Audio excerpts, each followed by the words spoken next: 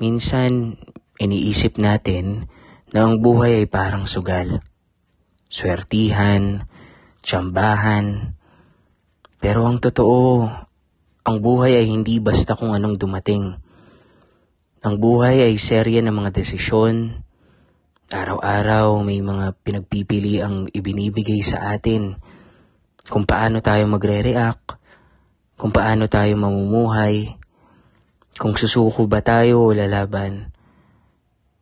Hindi mo kontrolado ang lahat, pero kontrolado mo kung paano ka magdedesisyon. At ang bawat desisyon, maliit man o malaki, may epekto sa kinabukasan mo. Kaya piliin mong lumapit sa Diyos.